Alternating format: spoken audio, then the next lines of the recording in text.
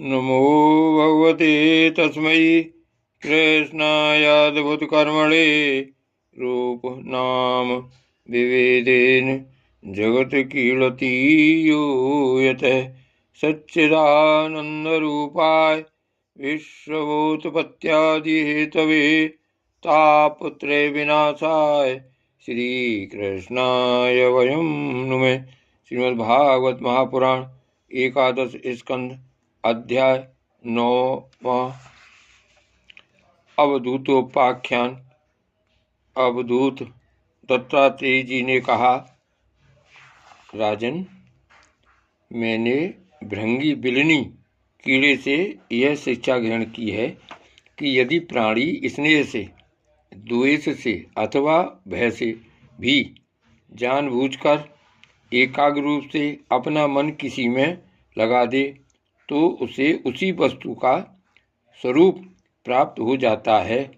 राजन, जैसे भृंगी एक कीड़े को ले जाकर दीवार पर अपने रहने की जगह बंद कर देता है और वह कीड़ा भय से उसी का चिंतन करते करते अपने पहले शरीर का त्याग किए बिना ही उसी शरीर से तद्रुप हो जाता है।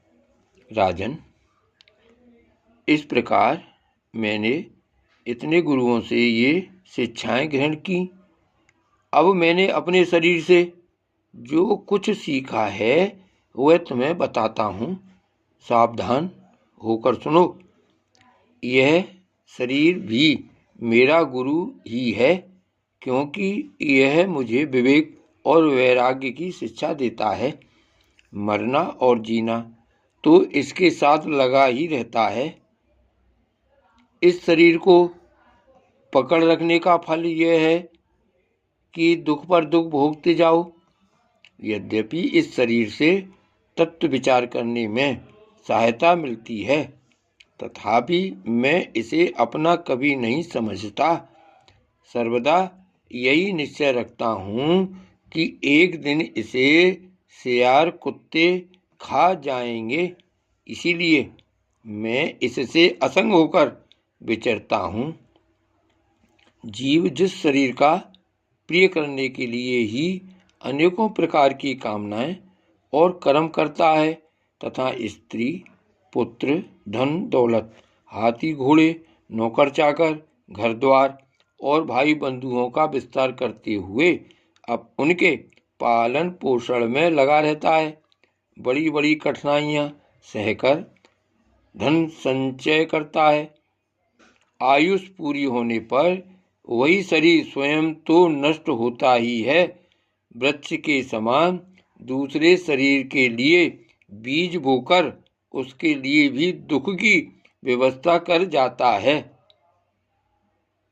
जैसे बहुत सी सौतें अपने एक पति को अपनी अपनी ओर खींचती हैं, वैसे ही जीव एक ओर स्वादिष्ट पदार्थों की ओर खींचती है तो प्यास दूसरी ओर जल की ओर, जननेंद्रियां एक ओर स्त्री सम्भोग की ओर ले जाना चाहती हैं तो त्वचा, पेट और कान दूसरी ओर कोमल स्पर्श, भोजन और मधुर शब्द की ओर खींचने लगते हैं।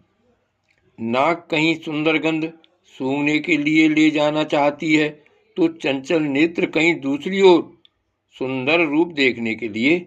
इस प्रकार कर्मेंद्रियां और ज्ञानेंद्रियां दोनों ही इसे सताती रहती हैं। वैसे तो भगवान ने अपनी अचिंत्य शक्ति माया से वृक्ष, सरीसृप, रेंगने वाले जंतु, पशु, पक्षी, डांस और मछली आदि अनेकों प्रकार की योनियां रचीं, परंतु उनसे उन्हें संतोष न हुआ। तब उन्होंने मनुष्य शरीर की सृष्टि की। यह ऐसी बुद्धि से युक्त है जो ब्रह्म का साक्षात्कार कर सकती है। इसकी रचना करके वे बहुत आनंदित हुए। यद्यपि यह मनुष्य शरीर है तो अनित्य ही, मृत्यु सदा इसके पीछे लगी रहती है, परंतु इससे परम पुरुषार्थ की प्राप्ति हो सकती है। इसलिए अनेक जन्मों के बाद यह अत्यंत दुर्लभ मनुष्य शरीर पाकर बुद्धिमान पुरुष को चाहिए कि शीघ्र से शीघ्र मृत्यु के पहले ही मोक्ष प्राप्ति का प्रयत्न कर ले।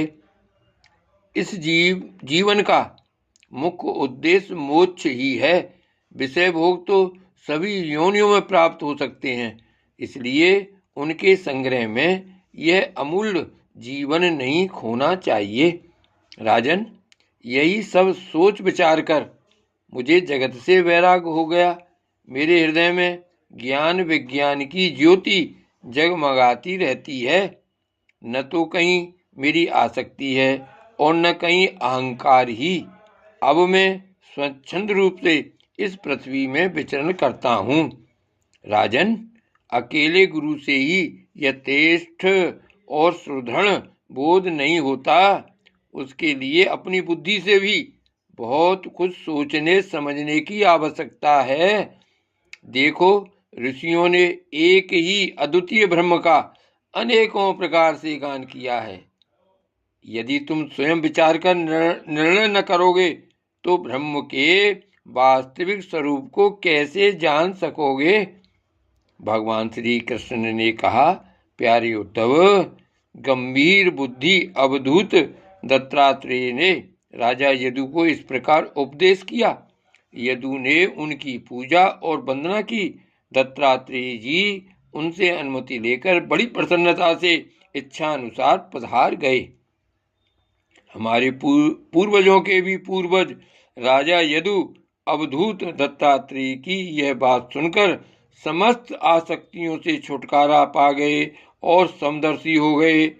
इसी प्रकार तुम्हें भी समस्त आसक्तियों का परित्याग करके समदर्शी हो जाना चाहिए। जय श्री कृष्ण।